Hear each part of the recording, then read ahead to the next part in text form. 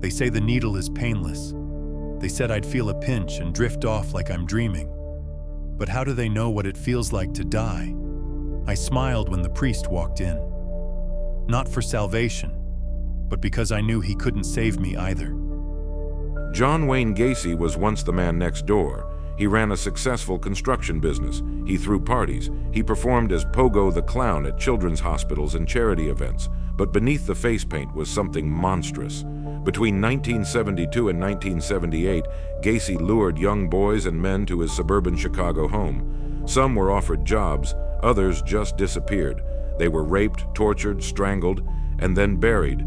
Many of them, 26 bodies, were found decomposing in the crawl space beneath his house. Others were dumped in nearby rivers. The horror stunned the nation. He was arrested in December of 1978. At trial, Gacy claimed insanity. The jury didn't buy it. He was convicted of 33 murders. The judge sentenced him to death. And then, the countdown began. I've been sitting in this box for 14 years. 14. That's longer than most of those boys got to live. Ironic, huh? I outlived every one of them. They told me to choose my last meal. I asked for fried chicken, a dozen fried shrimp, French fries, fresh strawberries, and a Diet Coke. A Diet Coke. Can you believe that? Might as well watch my figure on the way out. At 11:45 p.m., the chaplain came in. He said something about forgiveness. I nodded. Let him feel like he did something holy. I wasn't listening. I was thinking about my paintings. They'll sell for more after tonight. A guard asked if I had any final words. I said, "Kiss my ass." That's it. Nothing poetic, nothing profound. Just 3 words to let them know. They never broke me. I could hear the others in the row.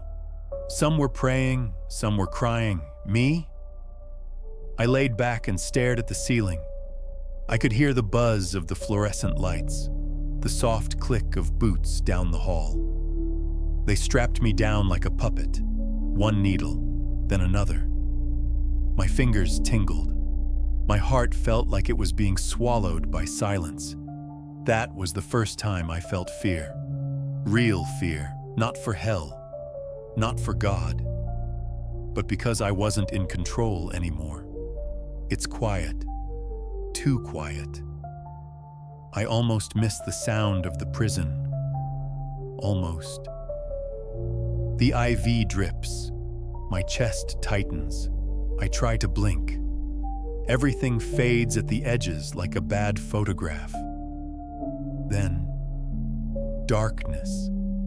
On May 10, 1994, at 12:58 a.m., John Wayne Gacy was pronounced dead by lethal injection. The execution was delayed due to a malfunction in the IV line. He laid there for 18 minutes, twitching. His last words were, "Kiss my ass."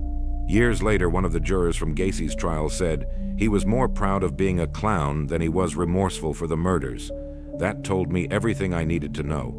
And as for the clown paintings Gacy made in prison, some were burned by their owners, others still sell for thousands, because even in death, John Wayne Gacy keeps haunting.